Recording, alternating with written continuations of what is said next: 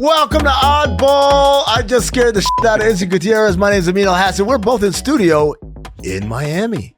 Izzy, 2 huge games last night. Huge. Massive, right? You had Warriors versus Grizzlies, and you had Nuggets versus Timberwolves. Now, for Warriors and Grizzlies, they're in that fight for 4, 5, 6, maybe more like 5, 6, 7, right?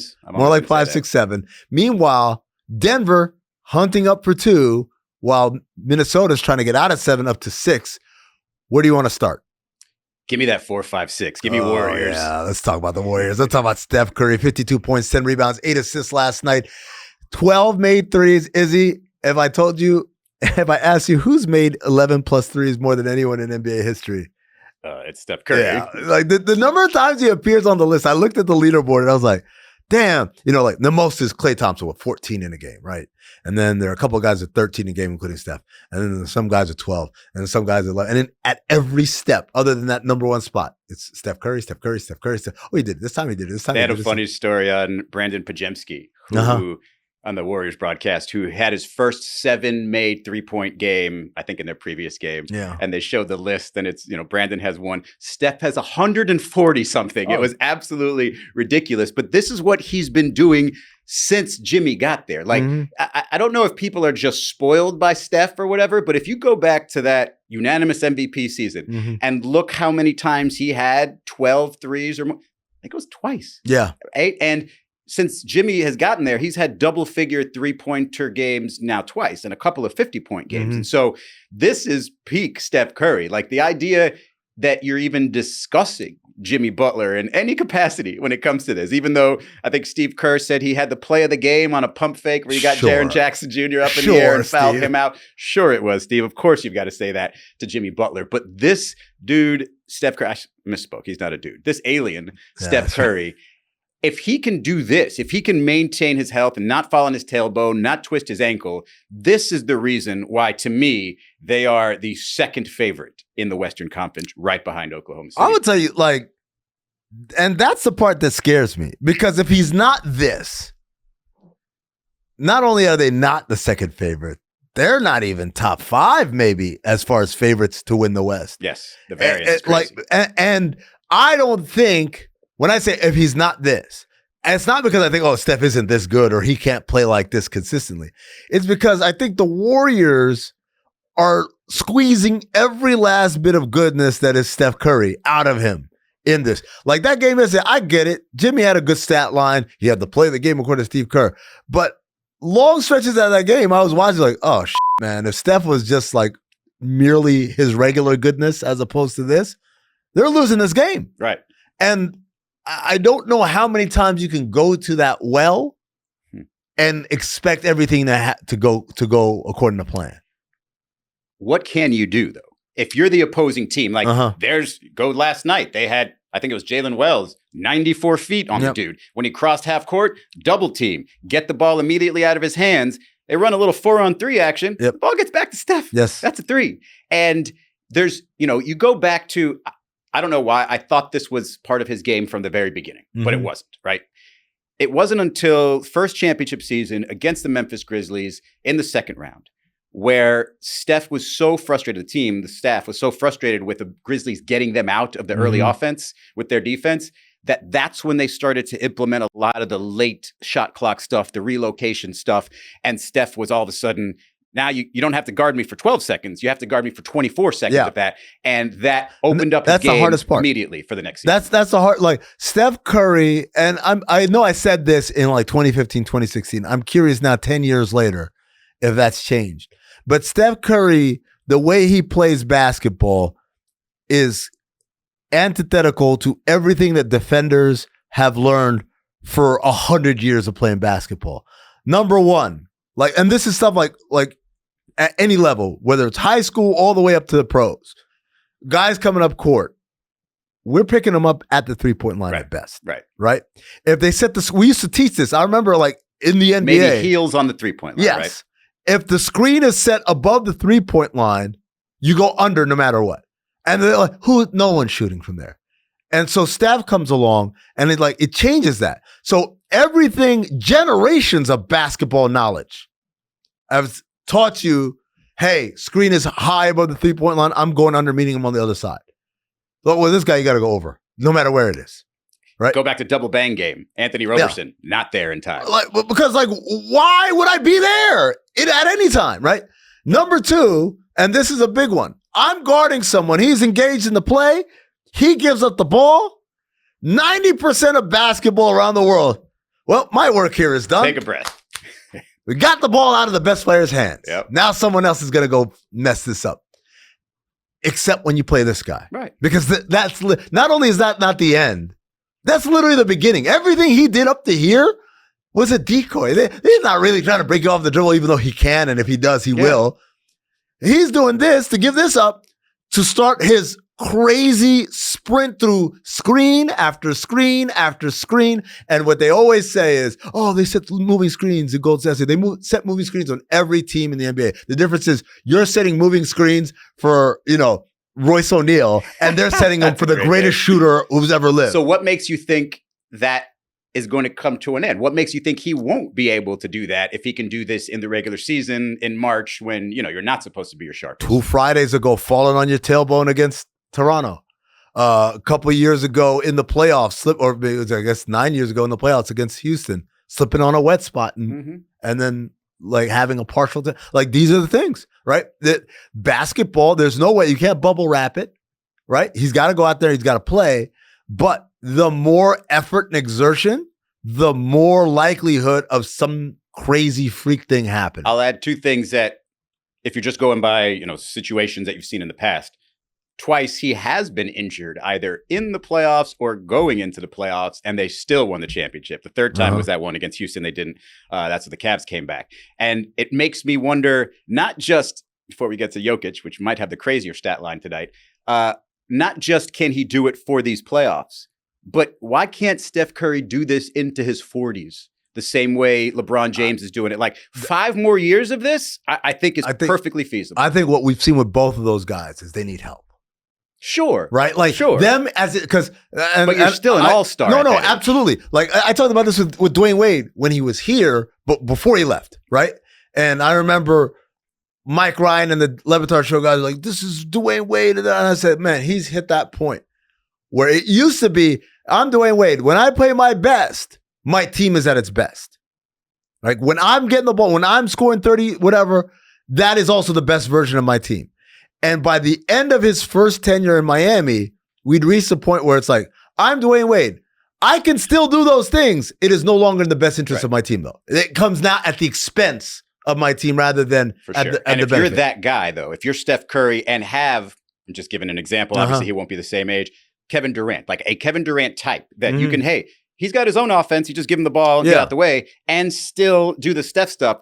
When Steph can be the guy who just picks his spots and doesn't have to be there every game, it could still be this. Well, it could still be 50. And what you're pining for is Team USA Steph. Yeah. That's exactly what we're talking about at that point. It's just like this magical dream of he doesn't have to carry this. Yeah. But when it's time to carry it, he's so fresh from not having to carry it that France's eyebrows are singed off. The hand-eye coordination's not going away, not falling off that much. Yeah. The conditioning, not going to fall off. All he has to, he's got the strongest core, in theory, in the league. There's no reason, really, why it should fall off significantly. And so I can see him doing this forever. So the Warriors are now the 5 seed, right? They're not going to, the Lakers are the 4 seed. They are desperately out of it with this 3-0, I think, for the Lakers. Even if it weren't 3-0, their divisional record is awful. Right. So the Lakers have the tiebreaker. Lakers have the tiebreaker for all intents and purposes. And as far as tiebreakers, they do have the tiebreaker with Minnesota. So if them and the Wolves end up tied, that's in the Warriors' favor. If them and the Grizzlies end up tied, that's also in the Warriors' favor. So we're looking at Lakers, Warriors in the first round. If this holds the way it is, 4-5, right? Yes. Is this bad for the NBA, or is this the NBA's dream come true? I think it's good that it's a first round matchup. It could be better if it was a conference finals. Yes, of course, right? All eyes on them. But that would require us knowing that the Lakers are for real. Yep. And I think in a playoff series, you're going to get exposed. So you might as well get it out of the way early. And you can say to yourself, if you're the Lakers, that's the one team we didn't want to see. Right. We don't want to chase Steph Curry around. But I'd say that's the case for everybody in these playoffs. Like everybody that could potentially match up with the Warriors are saying anybody but them. Give me somebody traditional that I can worry about. I'll even take Anthony Edwards potentially exploding for 50 against me because it might not be as efficient as Steph, or it will be in a way that we knew we defended as well as we could. We can live with it. Exactly. This is what I'll say. So first of all, over the last decade, there is nothing that's a bigger moneymaker for the NBA than LeBron and Steph. Mm-hmm. That is apex right there. There are no two names you can give me anywhere in the NBA. I'll give you 4 names to put together that aren't going to do as well as LeBron versus Steph. The casual fans know them. The diehards know them. Their brand, they play for very well-established brands. The Warriors, obviously, over the last decade have become a powerhouse. The Lakers are the Lakers. Everything about it, this is the pinnacle, right? I'm reminded of a quote from David Stern from years and years ago where they asked him, with the rest in power to David Stern, they asked him, obviously you're the commissioner, you're impartial, you don't care who makes it to the finals, but from like a business standpoint, Lakers-Celtics has to be the dream matchup, right? And David Stern said, the dream matchup is Lakers versus Lakers. Like if we're talking about that, we want to talk about what I dream of and what kind of money I want to make, it's Lakers versus Lakers. That was before Steph Curry became what he was now. I think now the dream matchup is Lakers versus Warriors. They'll take it anywhere they can get it, but I think conference finals definitely is a little bit higher in terms of the visibility. Heck of a way to kick off the playoffs, though. It's a great way to start it. So you're starting the playoffs. I've always said the playoffs has already started, Izzy. All these teams are playing for something. Last night was another great example. Denver versus Minnesota. The T-Wolves win in double overtime, 140-139. And this one, again, a game with stakes for the Nuggets. Entering the night, half game back behind Houston. Opportunity to catch up because Houston lost against the Lakers the night before, right? Mm-hmm. For the Timberwolves, we already talked about it. They're in 7. They want to get out of that. And they don't have the tiebreaker against the Warriors. So they've got to win as much as possible to move up. The big story of the game, though, Nikola Jokic, 61 points, 10 assists, 10 rebounds, 6 of 11 from deep. But the game, a lot of people feel like was lost when Russell Westbrook had perhaps the most disastrous last, 15 seconds of a game anyone could have. Mm-hmm. That's about right. They're up 1. Wolves turn it over. Rather than dribble the clock out, Russell Westbrook goes for a layup, misses the layup. It doesn't even get above the rim. Yeah, it's an uncharacteristic miss, I would say, for him. Like, that's not I don't know if there's someone altered it or touched it, but it just didn't look like a regular layup. And then, live ball, we're going the other way. There's a reverse angle of this layup where Russell Westbrook is just there on the baseline, kind of like stewing in it, like, oh man, I really screwed the pooch on that one. And then realizing, crap, I got to get back in this play. And as he rushes back, trying to overcompensate, he fouls Nickeil Alexander-Walker with 0.1 seconds to go, shooting on a 3. 3-point attempt. Of course, the free throws are drained. The T-Wolves win. How much of this is Russell Westbrook's fault? Wow, I didn't think that's where we were going with this 60-point triple-double, because I was about to drop a joke that for somebody that's that into horses, you would think Nikola Jokic would be better at jockeying for position in the standings, but I guess he did his part with the 60-point triple-double. Should I have waited for the applause or no? Okay. How much of it is Russell Westbrook's fault? How much do you think, can it be more than 100%? Because no, typically 100 is the highest. The 3 things that you just said right there, going for the layup instead of dribbling it out, missing the layup, or 4 things, and then, sort of sitting in it for a half a second, and then fouling a 3-point shooter. It is all his fault. And it is very, I know Nikola Jokic seems like a guy who has enjoyed being teammates with Russell Westbrook. I wonder if this doesn't make him think, man, like the roller coaster with Russ, if we, in these playoffs, if we go kind of far, might be a little crazy because he's got to be stewing in it. And 2 of the, and you could say the dumbest basketball types of plays right there, his teammate just did and wasted the best game of his career. Counterpoint. Oh, okay. This was all a setup, so I could come in and stick up for Russell Westbrook. Do you have a bad joke first so I can stare into the camera? I'll think of it. Let me think of it as I go along. So all my jokes are good. So that's I have to think of the bad ones. So first of all, Russ played well that game. Right throughout the meat of that game, he played well. And the game wasn't it's not like he blew a 10-point lead by himself. They were in this nip and tug battle where they need Aaron Gordon to drain threes. in order to even have a chance to win it. They didn't defend well at all night long. And then offensively, yes, Jokic was brilliant, but it just, they needed contributions elsewhere in order to get over that hump. I think Russ had a bad 15 seconds, but I would argue the Nuggets, for where they want to be and what they're trying to do, the game should have never been that close. We shouldn't be in double overtime, especially Rudy Gobert's already fouled out. Like, at some point, you got the upper hand. You've got to put your foot on their throat and stomp on it. And they didn't do that. And they played with their food, to quote Giannis Antetokounmpo, and their food woke up and bit them back. And that's exactly what happened to them last year in the playoffs. They should have beaten the Wolves handily in 6. Instead, they played with their food, and it came back to beat them. In the bigger picture, no Jamal Murray in this game, no Michael Porter Jr., so not really going to assess what this means potentially in a playoff series. In the shorter picture, doesn't the bad 15 minutes at the very end of the game mean more, 15 seconds at the very end of the game mean more than at any other point during the game? Isn't that when you have to be the sharpest so that you don't do this? Yes and no. Like, I feel like if we were sharper at any other point in the game, we wouldn't be in a place where 15 seconds can blow it. Like, that's the point. The point is that we are in a position here, and I forgot to mention, no Naz Reid, no Dante DiVincenzo. Those guys were suspended for the fight that was good for the NBA, allegedly. Remember that conversation? So it's like, it's one of those things where it's like, these are the must wins. And I get it, you're missing 2 guys as well. But I would argue you're the one that has the best player in the game. And I don't mean this game, I mean in the game of basketball. So and I just, like, to me, it just didn't sit well that we're here, and at the same time we're gonna act like, oh man, Russ, if it weren't for you, well, if it weren't for him, they might not even been a top. I don't want to harp on it because it's just a regular season game, but to me, it's not just. You start the game, you're locked in, like you know the game plan. You should be sharp on things. As the game goes along, your focus kind of widens a little bit. Fatigue, mental fatigue, just the game in general. Like, nothing seems that important in 3 minutes into the third quarter. Right? When you get to that final minute or so in a close game, you've got to be more locked in than when you started. You've got to know time, situation, score, what you're doing.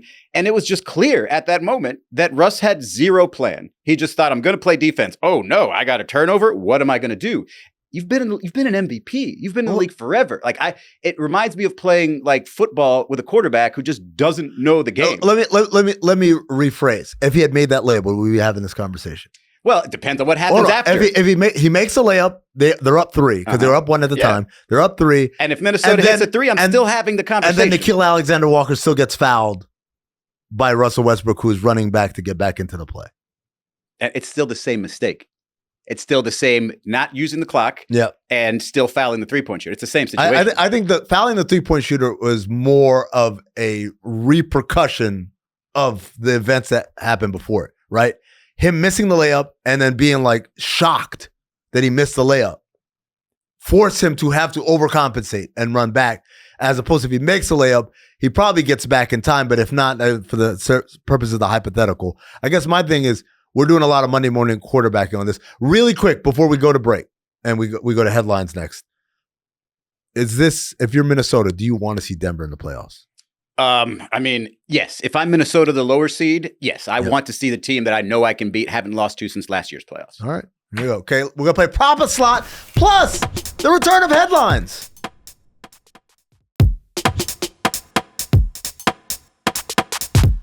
Welcome back to Oddball, and it's time for a new old segment. We used to do this a long time. Stop, hands off the merchandise, sir. Headlines. We used to do headlines way back in the day, Izzy. We're bringing it back, but we're not just bringing it back. You think we're just going to do it? I'm going to dress up and do headlines? No. We're bringing it back with a sponsor, presenting sponsor, Remy Martin 1738 Accord Royal. Exceptionally smooth cognac for all your game day festivities. Please drink responsibly. All right, so we're going to read a headline and then we're going to have a little reaction to it. So what you got is you got to start us off? All right. First headline, the Pelicans, New Orleans Pelicans, shut down Zion Williamson and CJ McCollum for the rest of the season with 7 games to play. Good news for New Orleans fans. Zion should be healthy for an entire summer preparing for next season. Bad news for New Orleans. To help with the preparation, the city has agreed to shut down every single restaurant from now until the start of next season. He can still probably get his hands on some Ozempic, though. So this is the part where I say that when I saw this news, I wrote that same exact joke, but I wrote it and I said, Zach Harper probably is going to say this is the joke I'm going to make. Because that's what he does. He does that to me. He makes these horrible Zion Williamson jokes, and then he blames me for it. All right. So my joke was horrible. That's the second horrible joke of the show. It's not a bad joke. You go. It's not a bad joke, but it's a cruel joke. But then again, if anyone has the license to say that joke, it's former fat kid. That's right. Izzy Gutierrez. That's right. We're going to have to keep that one up. We're going to have to get a photo of me when I was a kid and just use it whenever I call somebody else fat. Exactly. All right. My headline. Here we go. 5 players suspended after a brawl between Detroit and Minnesota. Word is the brawl started because they told the guys in Minnesota they got to move to Detroit. That's a geography joke, folks. You get it? Nobody wants to live in Detroit. They'd fight before they go to move. See? But have you been to Minneapolis? I have.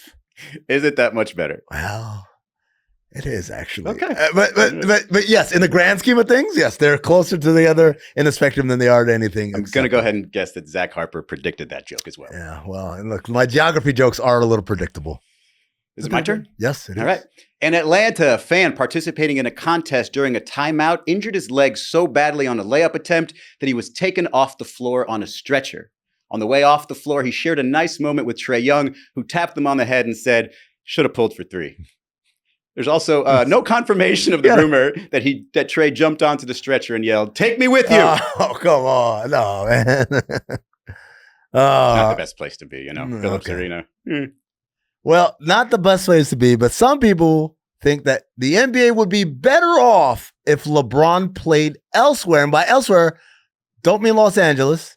Don't even mean the NBA. No, I mean Miami, because this headline is from, 15 years ago by some jamoke writing his opinion in a newspaper. Remember those, ladies and gentlemen? Speaking of fat face. What the hell were you on? I mean, you know what I was on? That was your thing. Like the headline says, for those who can't see it, NBA better off if LeBron plays elsewhere. He's writing for the Miami Herald, ladies and gentlemen. I was a columnist for the Miami Herald. You know where I was in? And this was I can admit this these days. I was in protect my people mode. I was in, hey, Miami, you're good if he doesn't come here. Oh. Don't even worry about it. Dwayne's good. Chris Bosh is good. Let LeBron do whatever he wants to do. He won't have the magic of Dwayne Wade to rely on or to feed off of and, go somewhere else. That's where I was at the time. The very next day, I was like, thank God he chose Miami. Oh, God. All right. He's carrying water, ladies and gentlemen. What he should have been carrying is Remy Martin, 1738, Accord Royal. All right. Let's play Prop-A-Slot. That's Accord Royale for those who don't speak with an accent. Prop-A-Slot is presented by DraftKings. Stay tuned because you'll hear more about DraftKings and all it has to offer throughout the show. DraftKings, the crown is yours. All right. You know the rules. Yeah. This slot machine will generate real DraftKings prop bets from tonight's games. If we get to the third spin, we have to take that one. But if we don't take one of the first 3 props, then we got to do a parlay of all 3 spins. Opposite. Or reverse parlay. Exactly. All right, what do we got? First one we got. We're spinning. Is Kyrie Irving still on this thing? Oh, it's OG Anunoby over on points, 20.5 to be exact, and they're laying down -110. Knicks are at the Cavs. OG has been on fire over the last 5 games. Izzy averaging 29 a game. Are you the person who predicts the person will continue the hot streak or that there's no way it can continue? Because my initial instinct is under. Yeah, my initial instinct is under because he's playing the Cavs. Right. All right, so next. Playing the Cavs, though, I don't know. Cavs have given up some points lately. I know, but I don't know about this guy. What if I tell you? Tyrese Halliburton, over 9.5 assists, +110 on the DraftKings Sportsbook. It's Pacers versus Hornets, and he's had double-digit assists in 11 of his last 13 games. Ladies and gentlemen. I think we got to win. Yeah, oh my God. We got to win. You can do anything you want against the Hornets. +110. It's the Hornets. If he decided to score 60 with 1 assist, I think he could do that too. You could tell me, hey, I just came from the future. Tyrese Halliburton only plays a quarter and a half. And I'd be like, bang 12 that over. assists. Yeah. Bang that over. The only thing you can't do in Charlotte is field a good team. No.